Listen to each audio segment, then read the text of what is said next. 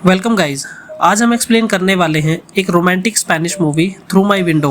अगर आपको एक्सप्लेनेशन अच्छा लगता है तो वीडियो को लाइक और चैनल को सब्सक्राइब जरूर कर दीजिएगा।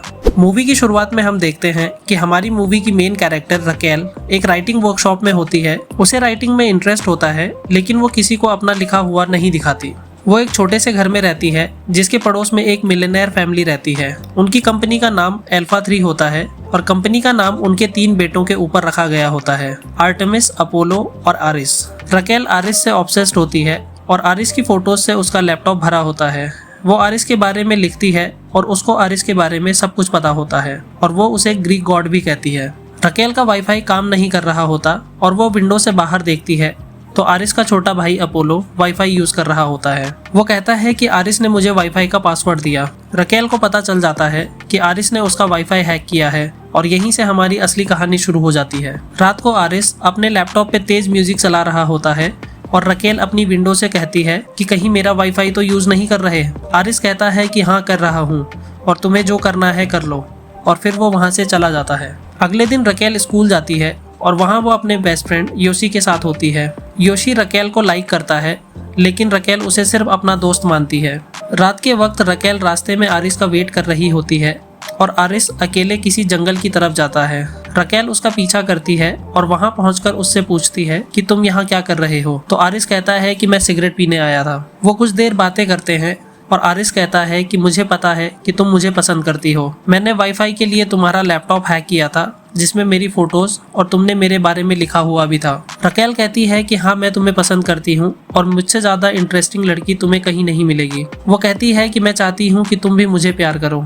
तो आरिस कहता है कि तुम मेरे टाइप की नहीं हो। रकेल इस बात को इग्नोर करती है और कहती है कि मुझे डर लग रहा है, मुझे घर छोड़ दो। आरिस कहता है कि ठीक है, लेकिन उसके बदले में मैं जहाँ चाहे तुम्हें किस कर सकता हूँ।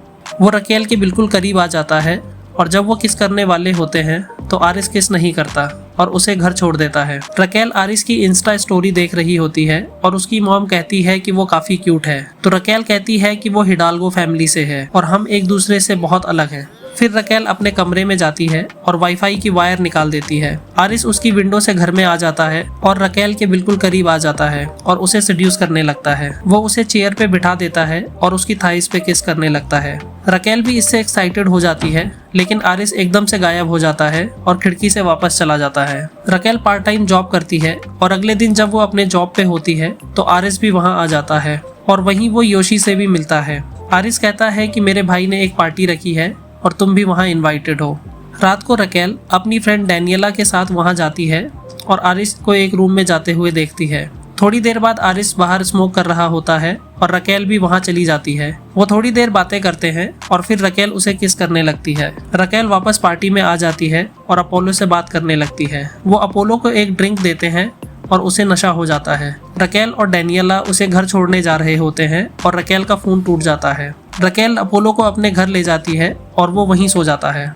थोड़ी देर बाद आरिस भी वहाँ विंडो से आ जाता है और कुछ देर बात करने के बाद रकेल को पता चलता है कि आरिस को मेडिकल में इंटरेस्ट है। वो एलर्जीज के बारे में बात कर रहे होते हैं और रकेल पूछती है कि तुम्हें किस चीज से एलर्जी है। तो आरिस कहता है कि मुझे क्लोरीन से एलर्जी है और तुमसे भी। आरिस कहता है कि टाइम ज्यादा हो गया है और मुझे भी यहीं रुकना होगा। वहाँ एक ही बेड होता है और रकेल आरिस और अपोलो के बीच में लेट जाती है। आरिस रकेल को टच करने लगता है, जो कि रकेल को भी बहुत अच्छा लग रहा होता है और वो उसे मना नहीं करती।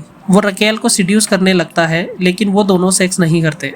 अगले दिन रकेल योशी के साथ होती है और रकेल को एक गिफ्ट मिलता है। उसमें एक फोन होता है जो आरिस ने भेजा होता है, क्योंकि उसके भाई की वजह से रकेल का फोन टूट गया था। रकेल फोन वापस करने आरिस के घर जाती है और वो दोनों बातें करने लगते हैं। आरिस उससे पूछता है कि क्या मैं तुम्हें किस कर सकता हूँ। तो रकेल दरवाजे तक जाती है और वापस आकर उसे पैशनेटली किस करने लगती है। वो दोनों एक दूसरे में खो जाते हैं और एक दूसरे के साथ इंटीमेट हो जाते हैं। इस सब के बाद रकेल आरिस को हक करती है, लेकिन वो अजीब सा बिहेव करता है और गेम खेलने लगता है। रकेल भी उसका बिहेवियर देखकर गुस्सा हो जाती है और वहाँ से चली जाती है। अगले दिन रकेल आरिस के घर जाती है अपना पेंडेंट लेने, जो आरिस के पास होता है। वो वहाँ जाती है और आरिस अपने फ्रेंड्स के साथ घर पे मस्ती कर रहा होता है। थोड़ी देर बाद वो दोनों आरिस के रूम में जाते हैं और आरिस उसे पेंडेंट पहना देता है। वो दोनों रोमांटिक होने लगते हैं और फिर से एक दूसरे के साथ इंटीमेट हो जाते हैं।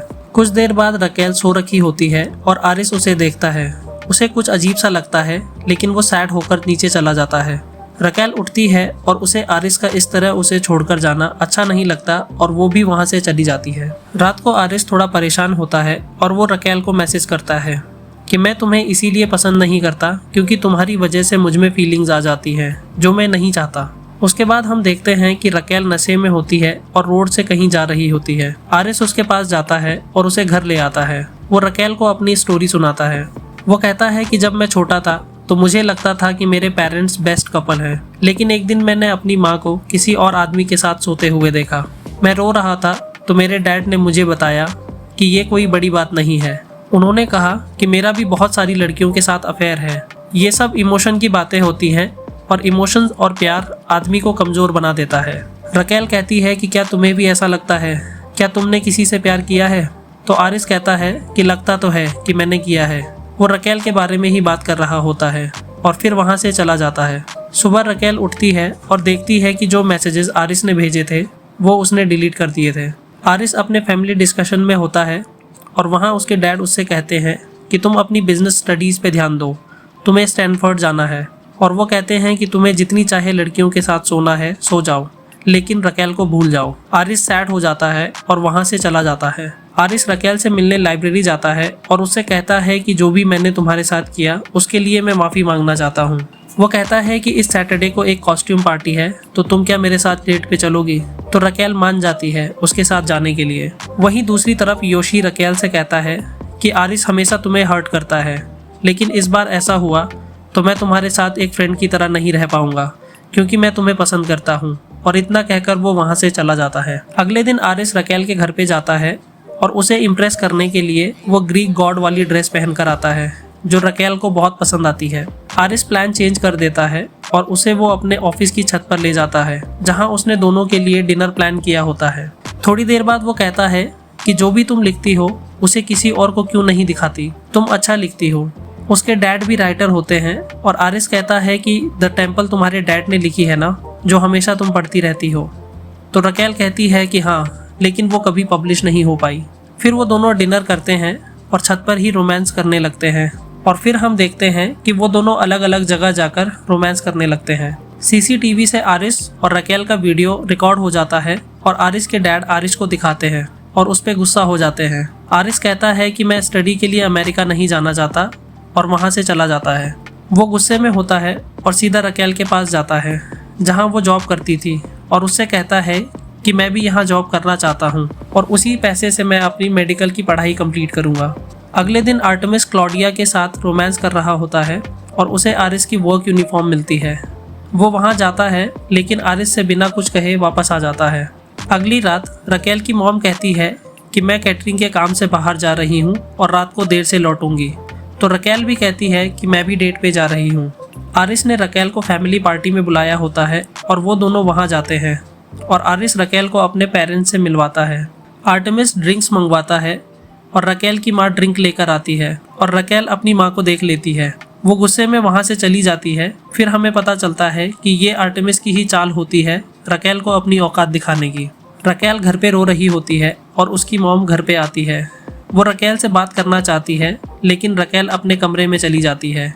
उधर हम देखते हैं कि आरिस भी बहुत सैड होता है। अगले दिन आरिस और रकेल काम पर होते हैं लेकिन रकेल उसे इग्नोर कर रही होती है। वो रकेल के पास जाता है और उसे पार्टी वाले दिन के लिए सॉरी कहता है।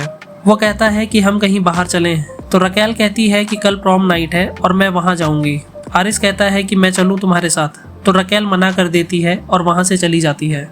अगले दिन रकेल अपनी डैड की बुक पढ़ रही होती है और उसकी मॉम कहती है कि तुम प्रॉम पे नहीं जा रही।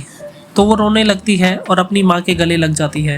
रकेल कहती है कि मैं आरिस से बहुत प्यार करती हूँ लेकिन उसके साथ नहीं रह सकती क्योंकि वो लोग बहुत रिच हैं। तो उसकी माँ कहती है कि तुम जानते हो तुम्हारे डैड की बुक कभी पब्लिश क्यों नहीं हो पाई, क्योंकि उनमें इतनी हिम्मत नहीं थी कि वो उसे पब्लिश करवा सकते। वो कहती है कि तुम अपनी डैड की तरह मत बनो। अगर तुम आरिस को पसंद करती हो तो जाओ और उससे बात करो।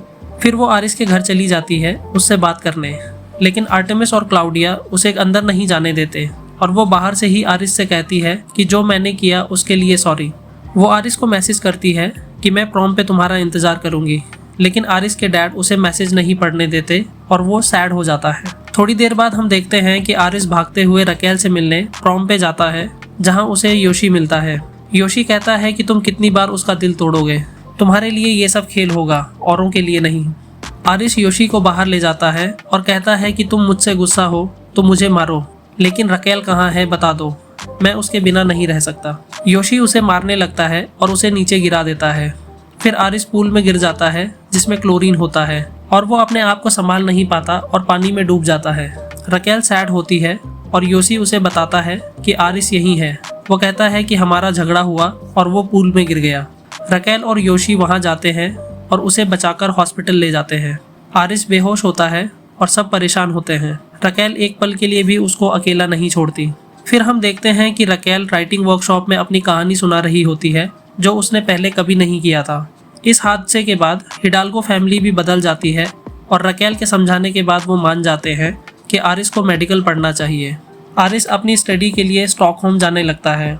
जाते टाइम वो रकेल को बताता है कि उसने जानबूझकर अपना वाईफाई खराब किया था ताकि वो रकेल के करीब आ सके। वो दोनों एक दूसरे को किस करते हैं और फिर वो चला जाता है। कुछ दिनों बाद रकेल अकेली घर पे होती है और आरिस उसे मैसेजेस से सीड्यूस कर रहा होता है और इतने में वो देखती है कि आरिस उसकी विंडो पे बैठा होता है। वो दोनों एक दूसरे के करीब आते हैं और किस करने लगते हैं और यही हमारी मूवी की हैप्पी एंडिंग हो जाती है। दोस्तों, आपको ये वीडियो कैसी लगी हमें कमेंट सेक्शन में ज़रूर बताइए। वीडियो को लाइक और चैनल को सब्सक्राइब जरूर कर दीजिएगा। Thanks for watching.